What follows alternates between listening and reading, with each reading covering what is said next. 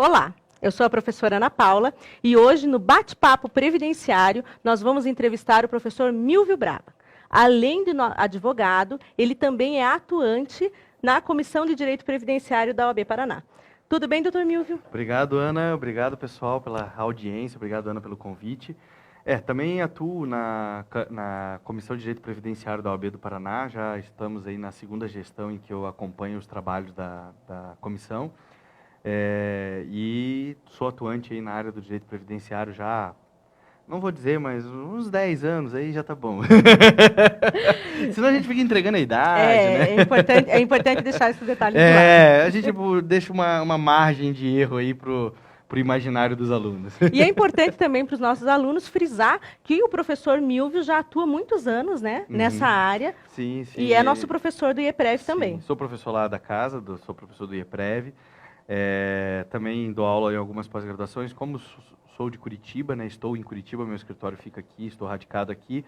Então, dou aula em algumas pós-graduações na região aqui de Curitiba. Então, dou aula em algumas universidades da região aqui e também em cursos preparatórios para concurso público. Também dou videoaulas, né? Tem bastante material aí no YouTube, o pessoal vai me encontrar. Sou um apaixonado pelo direito previdenciário, gosto de levar o direito previdenciário onde eu estou e sempre que possível é gostoso falar do direito previdenciário. Que ótimo. Foi por isso mesmo que você é um dos nossos escolhidos. Obrigado. Então, professor, eu posso lhe chamar de professor, claro, né? Claro. Então, me chama do jeito que quiser, não tem problema. Então, opa! O importante aqui é a discussão sobre o direito previdenciário. Do jeito que você vai me chamar, não tem problema. Então, professor, qual que é o tema hoje da nossa entrevista? Nós gostaríamos de falar sobre o planejamento previdenciário. Ótimo. Sei que o senhor é um dos especialistas da área de planejamento no cenário nacional e sei também que ministrou algumas oficinas de planejamento previdenciário, que no fim também é um planejamento tributário, na verdade. Sim, é muito importante. E é extremamente importante que a gente passe para o nosso aluno o que é o planejamento previdenciário, né? Você que está em casa, você que está nos assistindo, para que serve o planejamento previdenciário? Qual que é o intuito do segurado quando ele procura um advogado para fazer esse planejamento? Então, gostaria que você explicasse, né, numa linguagem muito simples, para que nós temos alunos que estão começando, como temos alunos que estão apenas reforçando aquilo que já sabem. Claro. Então, para que possa atender todo esse público, gostaria que você explicasse um pouquinho do planejamento. Claro. Bom, até esses dias estávamos num evento aqui na OAB do Paraná, falando para os advogados iniciantes sobre o direito previdenciário, tirando algumas dúvidas para eles sobre como é atuar na área previdenciária. E temos alguns indicativos de que a área previdenciária, a atuação na área previdenciária do advogado, ela tem evoluído ao longo dos anos e, ultimamente, ela tem se especificado muito mais, né? Há alguns anos atrás, a gente pode dizer aí em torno de 15 anos atrás, a grande maioria das ações previdenciárias estavam focadas naquelas ações de massa. Então, a gente tinha a famosa petição copia e cola. Você não tinha uma especificidade muito grande na atuação do direito previdenciário por conta dessas ações de massa que surgiam e que abrangiam uma grande quantidade de segurados. Então, o advogado ele conseguia atuar no direito previdenciário, às vezes até sem saber direito a matéria previdenciária. O que ele precisava era encontrar segurados da Previdência que se enquadravam no foco. Hoje em dia, com a especialização da matéria, com a preocupação da própria autarquia previdenciária em evitar essas ações de massa, porque isso gera um ônus, né? Um ônus muito grande para o erário, né? Esse cuidado que o próprio INSS tem na concessão do benefício acabou gerando uma geração nova de advogados que tem cada vez mais se especificado. E o planejamento previdenciário tem surgido como um novo campo de exploração da atividade da advocacia previdenciária. Então, hoje, a gente não pode se esquecer, em hipótese alguma, que no direito previdenciário lidamos com direitos sociais. Estamos lidando com a vida do segurado, estamos garantindo a ele aquilo que será o sustento dele naquela fase da vida em que ele não tem mais de onde prover o seu próprio sustento. Ele vai depender desse plano previdenciário ao qual ele aderiu. Então, quando você tem em mente que você está protegendo um direito e garantia fundamental do cidadão, você passa a enxergar o direito previdenciário de uma forma diferenciada. E nesse momento, deixa eu ver se eu estou entendendo bem, eu passo a ter uma preocupação maior com esse planejamento. Exatamente. Porque aí eu não estou tratando de uma mera ação indenizatória, de um valor que a pessoa vai receber uma vez na vida, não. Eu estou falando daquele benefício que vai ser responsável pela subsistência daquela pessoa para o restante da vida dela. Pela cobertura do risco social ao qual ela está envolvida. Exatamente. Você passa, além da situação, da circunstância de ser uma concessão de benefício, né, ou de entregar a esse cidadão uma prestação previdenciária, em muitos casos até com aspectos assistenciais, até pelos valores envolvidos e tudo mais, e passa a enxergar que ele tem a possibilidade de conseguir um sustento melhorado, de conseguir uma condição melhor de vida. Então, o planejamento previdenciário tem que partir desse olhar. Eu não posso olhar para o meu segurado, para o meu cliente que vem me procurar, como uma mina de dinheiro. Não, ele não é uma mina de dinheiro. Ele é uma pessoa que está procurando a tua orientação, está procurando o teu conhecimento, para que dali para frente ele consiga seguir um planejamento que vai se tornar em um benefício sobre o qual ele vai sobreviver. Né? Temos vários exemplos que a gente utiliza no dia a dia de situações em que a pessoa já reúne os requisitos legais para a concessão do benefício e não vale a pena para ele, naquele instante, fazer o requerimento do benefício. Então, se você for procurar um exercício profissional focado na angariação de valores, então você vai orientar esse cidadão, peça logo o benefício, se aposente, você já está com os requisitos na mão, né? O que você está esperando? Peça logo sua aposentadoria. Não. Até porque, professor, desculpe lhe interromper, não, imagina. Mas até porque é importante o nosso aluno saber o seguinte, o advogado previdenciário, ele também vai poder ter em mãos o contrato de honorários para isso. Sim, ele tem então, como ele vai poder precaver. lidar também com essa questão de fazer o contrato da consulta, Exato. fazer o contrato do parecer previdenciário. Exatamente. Então, nem tudo se resume a receber 3, 4 salários de benefício, como a gente vê hoje em dia, Exatamente. que se foca muito nisso, a advocacia previdenciária, né? Exato. Enquanto que essa advocacia que eu chamo que é uma advocacia especializada, eu chamaria aqui, até tomaria liberdade para dizer uma advocacia de boutique, que é aquela em que você vai dar a consultoria, vai fazer um parecer especializado para a pessoa. Isso também pode ser, e hoje, na verdade, não só pode, como você começou dizendo, está virando o grande ideal da advocacia previdenciária. Exato, porque cada vez menos você tem aquelas ações de massa, cada vez menos a população vem procurar o serviço do advogado para simplesmente conceder o benefício. Concessão do benefício ele consegue na agência do INSS. A gente sabe que o INSS é muito grande, não consegue dispensar uma atenção especial a todos os segurados, e cometem muitos erros, e por isso que temos um campo crescente na advocacia previdenciária, mas cada vez mais o próprio cliente tem exigido isso do advogado. Né? Cada vez mais eu tenho sido procurado pelos clientes com o intuito assim, doutor, eu sei que ainda falta, eu não estou perto de me aposentar, mas eu quero saber o que eu tenho que fazer daqui para frente. Né? A gente tem ouvido muito aí, Previdência está em evidência nos jornais, nos telejornais, na mídia, na internet, sobre reformas, alterações, mudanças. Então isso gera uma curiosidade, porque até então o próprio segurado ele tinha a ideia assim, eu vou trabalhar, vou contribuir, um dia eu vou me aposentar. E como isso tem virado notícia, isso tem chamado a curiosidade do cidadão. E o cidadão está parando cada vez mais para pensar, peraí, esse negócio é muito importante, eu preciso cuidar disso. E tem procurado se orientar e tem procurado informações acerca da sua situação previdenciária e do que ele pode fazer, do que ele tem, né, em condições de fazer para conseguir um benefício melhorado. Professor, e deixa ele falar uma coisa. Então, para o nosso aluno que está em casa, né, o que ele precisa entender? Claro, não tem como dar uma aula aqui, né, nesse bate-papo aqui sobre planejamento. Mas o que tem assim? O que você poderia ensinar para ele? O que é o planejamento em si? Quais são os valores ali que nós estamos tratando? Quais são os conceitos que nós estamos tratando? Do que se trata quando eu falo de planejamento? O que eu busco saber quando eu falo de planejamento previdenciário? Você fala para eles? Sim, claro. Conta os meandros para que eles possam ter uma ideia do que esperar desse planejamento. Todo mundo fala de planejamento. Exato. Quem está começando muitas vezes fala, tá, mas o que é o planejamento? Planejar é fazer o quê? É fazer o quê, né? Exato. Então, assim, partindo dessa ideia inicial que eu estava trazendo, né, estou trazendo para vocês aqui, dessa visão diferenciada do segurado, de trabalhar o segurado pensando no futuro dele, porque a aposentadoria que ele vai conquistar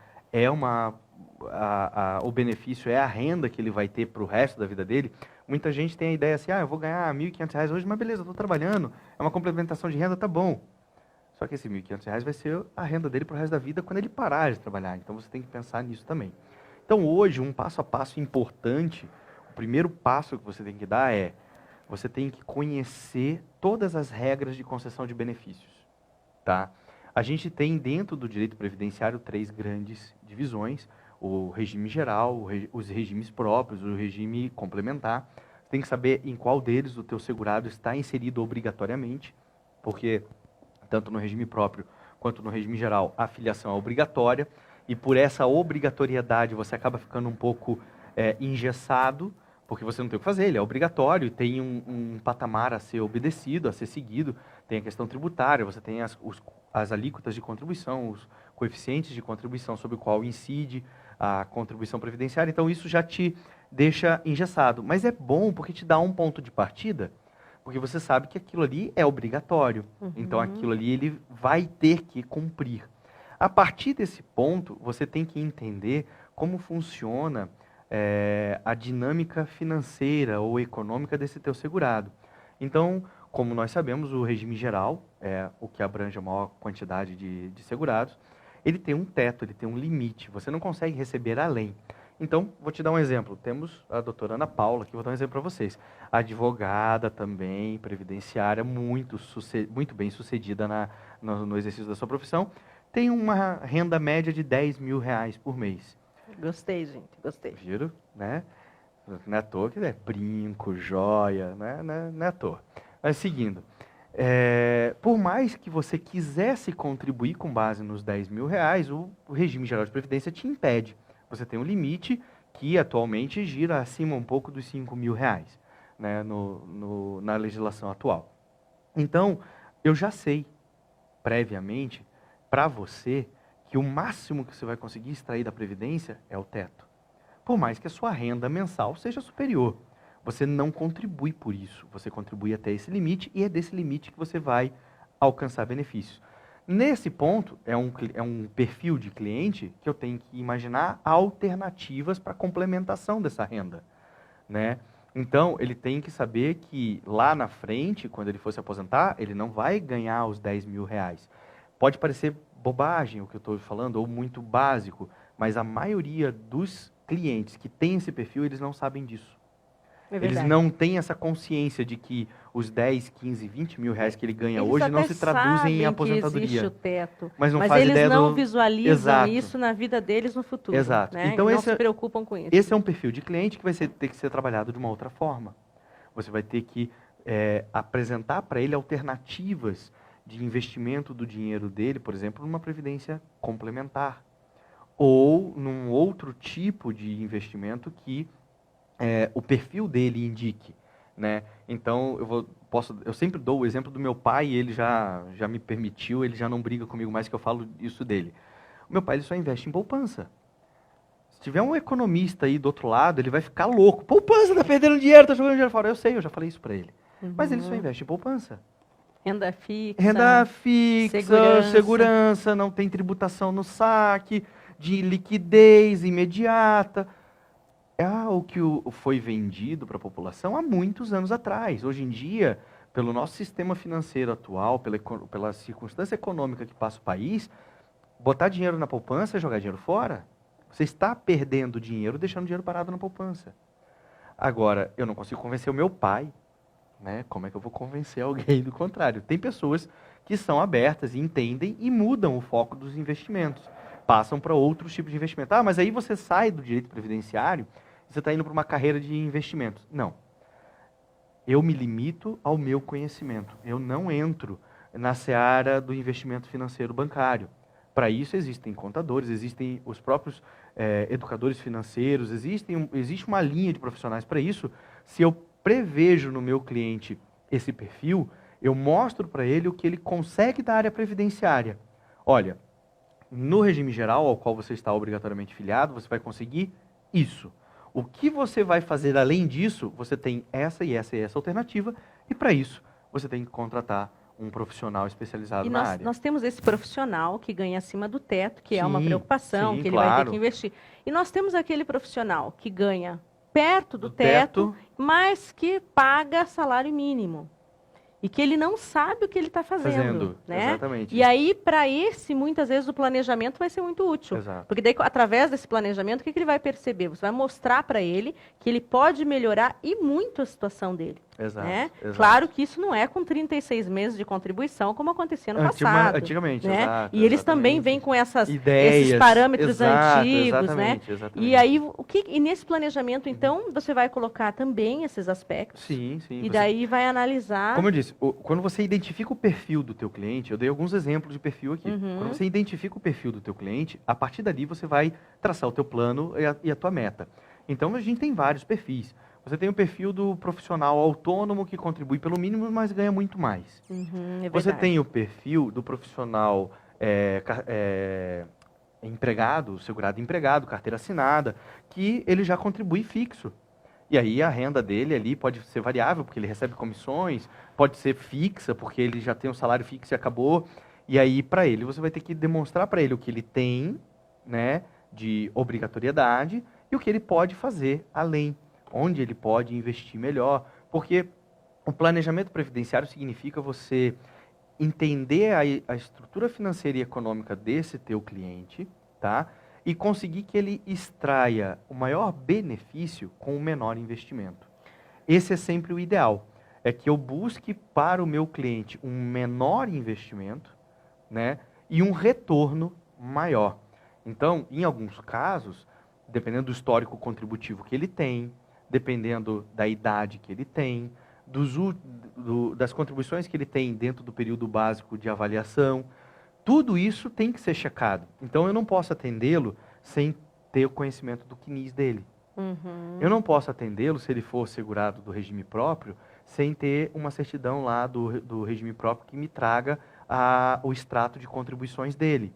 Eu tenho que conhecer, se ele está no regime próprio, eu tenho que conhecer a legislação do regime próprio ao qual ele está inserido, além das regras gerais que vieram nas emendas constitucionais com as reformas.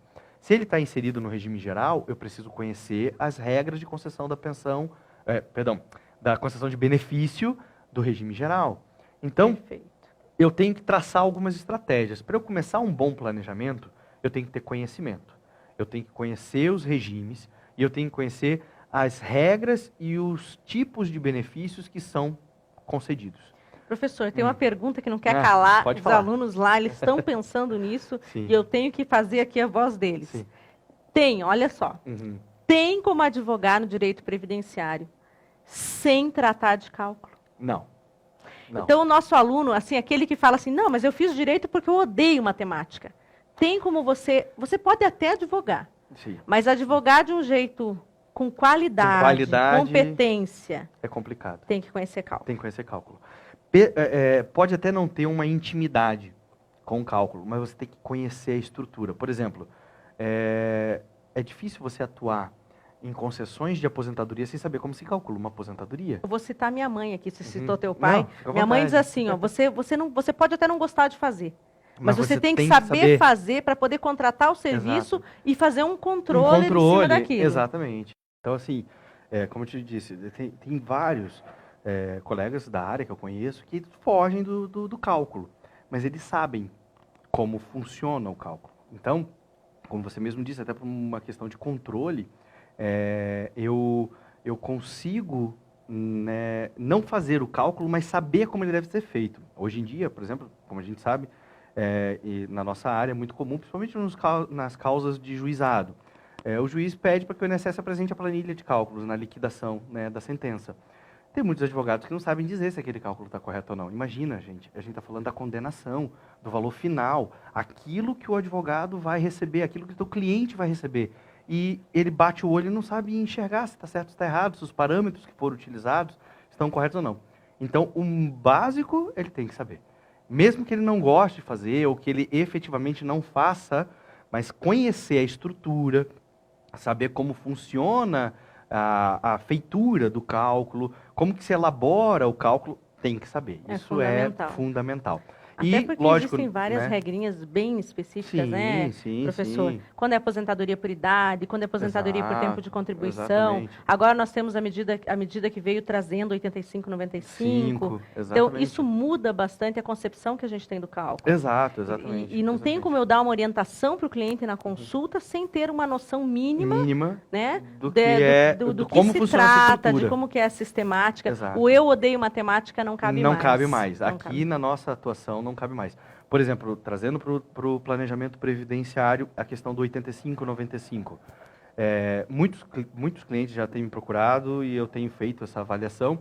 E assim, tem casos em que ele já preenche os requisitos, já poderia se aposentar, só que se ele aguardar 1 ano e meio, 2, ele consegue pegar o cálculo do benefício sem o fator previdenciário. O impacto de umas vezes porque ele mais fecha os 30%. ele fecha ali os 95 pontos ou 85 pontos. Uhum. E o aumento, já peguei alguns casos, de 40%. É magnífico, na renda final. Né? Então, além dele ter uma renda mensal maior, né, por conta da retirada do fator previdenciário, isso vai garantir para ele um benefício de longa data lá na frente maior, você está demonstrando para ele que você tem esse cuidado de mostrar para ele o que ele pode alcançar de melhor. E tem uma preocupação que eu tenho, que é assim, ó, o cliente não imaginar apenas qual é o valor do benefício na DER, mas ele imaginar que esse benefício vai ter uma defasagem normal. Exato. Nós sabemos que o salário mínimo tem um índice político, tem enquanto uma forma que diferenciada, a aposentadoria exato. tem um índice legal. Exato. Então, ele tem que imaginar o seguinte, quanto mais alto for o valor de saída, melhor mais ele. tempo Sim, ele vai conseguir manter um salário mais digno. Exato. Né? O que vai fazer valer a pena, às vezes, esperar um ano pouco e meio. mais, exato. E esse o cálculo é uma forma de planejamento previdenciário. Então você demonstra para ele, olha, você poderia se aposentar hoje recebendo, vamos botar em valores, né? Você receberia hoje R$ 1.400, tá?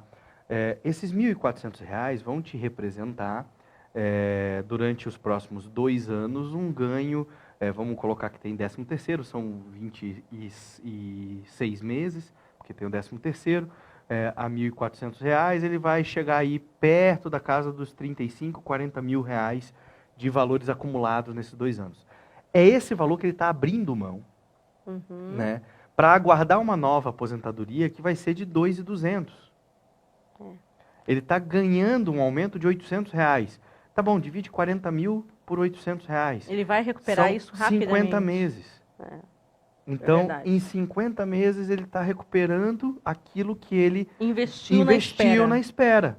Perfeito. Esse é um tipo de cálculo fácil, rápido de fazer e que é uma forma de planejamento. Infelizmente, a nossa cultura não ensina a população a buscar esse planejamento cedo. Eu sempre digo que eu gostaria de atender os filhos dos meus clientes, porque os meus clientes já vão me procurar no final da carreira. Normalmente, quando eles chegam, você não tem muito o que planejar para ele, você tem o que mostrar para ele o que ele vai alcançar. Né? Hoje, com essa regra do 85-95, você ainda tem essa salvada aí, um espaçozinho para que você possa salvar ele e tirar o fator previdenciário e tudo mais. Mas, em regra, a maioria já vem te procurar já na boca para receber o benefício. Em regime geral, isso é tarde.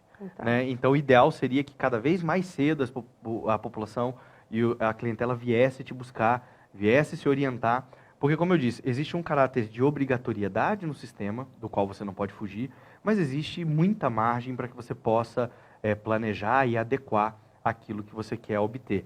Então, dentro do planejamento previdenciário, em linhas gerais, tem que conhecer cálculo, tem que conhecer a regra de concessão dos benefícios e, principalmente, respeitar e conhecer o perfil do seu cliente. Tendo em mente eu propor para ele algo, né, que fica inviável, impossível. Né? O ideal seria, lógico, que todo mundo contribuísse e ganhasse o teto. Mas essa não é a realidade da nossa população e essa nem é a realidade do nosso sistema previdenciário. Claro. Né? Ele nem está preparado para isso. Nem está preparado para isso. Para você ter uma ideia, para um autônomo hoje contribuir 20% do teto, ele está pagando mais de R$ 1.000 por mês. R$ 1.000 por mês é a prestação de um imóvel, a prestação de um carro de luxo. Com certeza. São valores altos para que ele contribua pelo teto sem saber se ele vai ganhar o teto. Então, tudo isso você tem que levar em consideração na realidade econômica que o teu segurado está inserido. Então, esse respeito ao perfil do teu cliente e o conhecimento necessário, tanto da parte de regramento de benefícios, quanto da parte de cálculo, concessão de benefícios, valores envolvidos, isso é obrigatório. Para você fazer um bom planejamento previdenciário, você tem que conhecer esses 3 passos. Então, vocês já têm em casa os 3 primeiros passos extremamente importantes para o planejamento previdenciário. Mas tem mais uma coisinha que eu quero perguntar para o professor Milvio, que é extremamente importante, porque agora eu vou misturar um pouquinho a minha disciplina. Ok. Sou professora de processo, né? Seja processo previdenciário judicial ou administrativo. E eu falo sempre para os alunos em sala de aula. Nós temos um problema seríssimo, que é o juizado especial. Né? Então, o que o juizado especial faz? Ele vai concentrar as pessoas que têm o menor benefício. Exato. E aí, o que acontece? Nós colocamos essas pessoas num sistema bem diferenciado, porque tem um número menor de recursos, mas uma formalidade muito maior, né, para colocar os incidentes de uniformização. Então, todo mundo fala que o juizado é informal, não é uma realidade. Mas eu coloco essas pessoas nessa competência de um modo absoluto, Sim, que é o que sim. diz a lei, né? É obrigatório. Existe uma grande discussão na competência absoluta do juizado especial. E aí vem a minha pergunta, e eu falo para todos os alunos nas aulas. Eu tenho que fazer o cálculo do benefício para poder calcular o valor da causa. E se eu não fizer isso, se eu chutar o valor da causa, eu posso prejudicar o cliente enormemente. Então, quero muito aqui ouvir do senhor, que é especialista em cálculo, a importância do valor da causa para os nossos alunos que estão começando e para aqueles que já advogam na área, a importância do cálculo num sistema processual no qual nós temos competência absoluta em razão do valor da causa. Exato. Bom, você já deu, como posso dizer assim, a pedra no nosso sapato. A obrigatoriedade de distribuição da ação por conta do valor já me obriga a saber qual que é o valor. Eu não posso partir do pressuposto de que uma ação de um salário mínimo é ação de juizado, porque, por exemplo, a gente tem situações em que a prescrição ela é mitigada.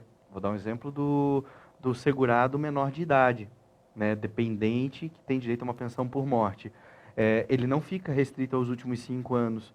Então, se ele tiver direito a receber uma pensão por morte no valor de um salário mínimo e ele tem como cobrar os últimos 10 anos, estamos falando de uma ação que vai obrigatoriamente para a vara. Eu não posso distribuir essa ação no juizado, né? Eu estaria causando um certo prejuízo. Então, o primeiro motivo é a questão da limitação aos 60 salários mínimos do juizado, da competência do juizado, que me obriga a distribuir a ação no juizado, né? Então, se eu não calculo previamente o valor da causa, sem saber o valor do benefício, sem saber como eu faço o cálculo do valor da causa, eu já posso gerar um prejuízo a esse meu cliente, porque para que a ação corra no juizado, eu tenho que renunciar aos valores excedentes. O que é um perigo para o advogado também, que muito advogado não manda o cliente renunciar, mas renuncia em nome dele. Em nome dele, exato. Pegando uma responsabilidade. Uma responsabilidade. Às vezes, por causa do poder que está ali na procuração de renunciar, você renuncia em nome dele na petição inicial e entra com a ação no juizado. No meu escritório, a gente tem a prerrogativa que a gente não distribui ação sem fazer o cálculo. Perfeito. Não existe distribuição sem cálculo. Às vezes, assim, eu sempre dou esse exemplo em sala de aula. Nós pegamos uma pessoa um pouco mais velha, né? Uma pessoa que trabalhou aí a vida inteira com teto. De repente, numa idade mais avançada, fica desempregada, vai fazer os recolhimentos só para cumprir tabela no valor de salário. Às vezes para fechar ali os 35 anos, para poder então, alcançar o benefício. É muito importante que o nosso aluno, principalmente, ele não se deixe levar por essas informações imediatas. Exato. No caso, quanto o senhor paga hoje? Eu pago salário mínimo. Então já faço o benefício por salário mínimo. Não. E aí, no fim, esse segurado, por exemplo, é um segurado de teto. Exato, exatamente. E eu posso perder tudo, né? Como professor, eu não posso fugir da regra. Eu vou usar, a gente tem um quadro branco aqui para vocês, eu vou usar para poder demonstrar isso para vocês, tá? Só um instantinho, deixa eu passar para cá. Então, para vocês, para a gente poder ilustrar isso. Hoje, a competência é de 60 salários mínimos. 60 salários mínimos, 60 vezes 880, tá certo? A gente chega no valor de R$ 52.800. R$ 52.800. Então, qualquer ação, professora, que seja abaixo desse valor, obrigatoriamente ela tem que tramitar nos juizados especiais. Tá certo? Isso é uma obrigatoriedade da lei. Só que esse valor de 60 salários mínimos, ele envolve as parcelas vencidas, e mesmo com o novo Código de Processo Civil isso não mudou, só mudou o artigo, agora a gente está falando do artigo 292, parágrafo 2º do novo CPC, tá certo? Além das vencidas, eu tenho que acrescentar as próximas 12 vincendas. Então, mesmo que eu tenha uma ação de salário mínimo, vou voltar aqui para falar com vocês, mesmo que eu tenha uma ação de salário mínimo e que eu possa cobrar os últimos 5 anos, essa ação não é mais uma ação de juizado. Porque nos últimos 5 anos eu vou alcançar os 52.800 e eu tenho que prorrogar os próximos 12 vincendas. Então, os 5 anos anteriores estão dentro da prescrição quinquenal, artigo 103, é possível cobrar, só que para o valor da causa eu obrigatoriamente tenho que projetar essas 12 vincendas. E com isso eu vou chegar a 72 salários mínimos, isso vai ultrapassar a competência do juizado. Só nesse caso eu já estaria fazendo o meu cliente perder algo em torno de R$9.000. Que não é um valor pequeno nos dias de Não, hoje. 9.000, quase R$10.000, 9.600, quase R$10.000. Não é um valor a ser desconsiderado nos dias atuais, como você mesmo colocou. Então, por aí você já tem essa noção da importância do cálculo. Então, o que a gente teria de passo a passo? Vou voltar mais uma vez lá. Obrigatoriamente, eu tenho que apurar o valor da RMI do benefício que eu quero. Eu tenho que saber fazer isso. Né, é o principal. Por quê? Porque ele vai me dar o valor das parcelas vencidas e das parcelas vincendas.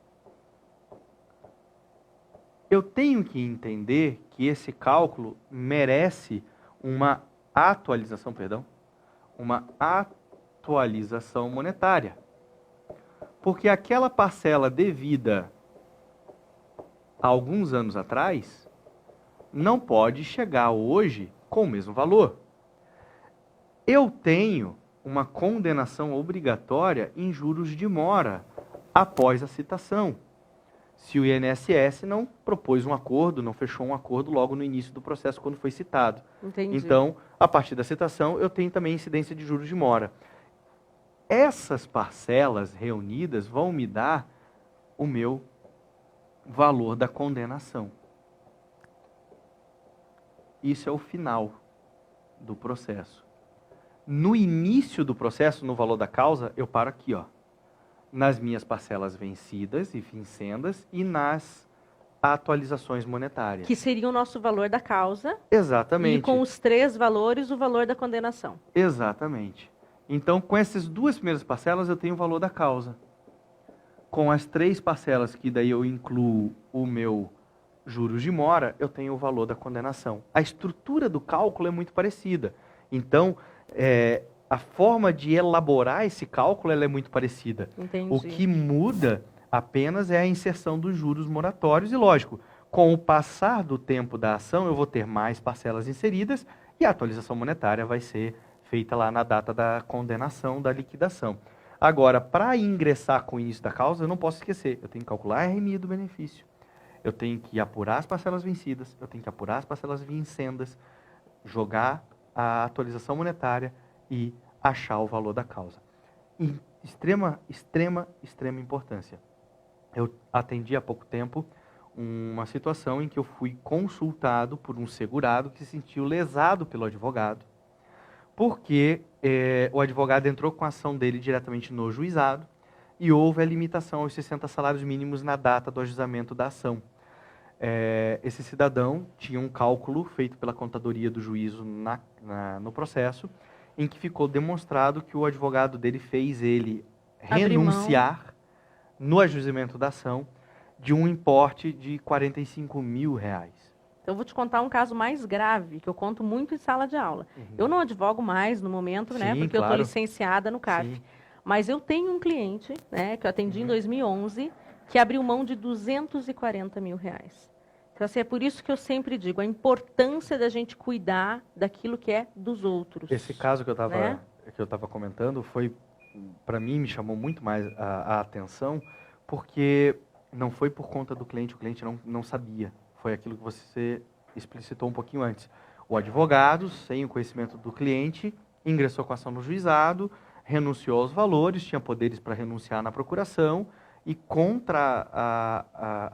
mas sem a informação ao cliente, fez a renúncia.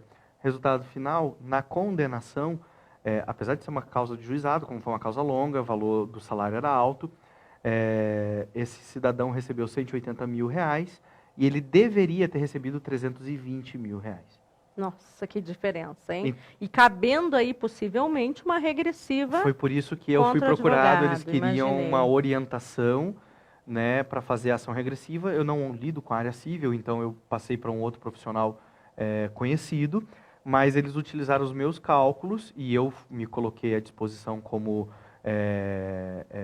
auxiliar da parte, né? especialista, como uma espécie de perito em orientação à parte, para que tirasse qualquer dúvida em juízo. Então, se for convocado, ainda não sei o que aconteceu, eu sei que ele ingressou com ação contra o advogado. Sendo convocado, eu vou prestar os esclarecimentos sobre o cálculo e o erro que foi cometido ali, porque é uma obrigação. O advogado que atua na área previdenciária, ele tem que saber que os cálculos são de fundamental importância. Perfeito. Tá bom? Então, para o nosso aluno, para fechar essa informação, para que você veja, nós queremos que você seja um profissional diferenciado. E é por este motivo que nós trazemos os especialistas para que tragam um pouquinho do dia a dia previdenciário, para que eles tragam um pouco daquela prática, de toda a experiência que eles acumulam ao longo dos anos. Espero que vocês tenham gostado de mais essa entrevista. Agradeço aqui a presença do professor Milvio. Agradeço, muito obrigado. Seja bem-vindo ao nosso programa Bate-Papo Previdenciário. Obrigado. Esperamos que em outras oportunidades você possa estar conosco. Estou à disposição. Obrigado também pela paciência e audiência de todos Foi vocês. Foi ótimo, muito obrigada. Estou à disposição para qualquer eventual nova discussão. Estou aqui. Obrigada a você. Até breve. Até breve.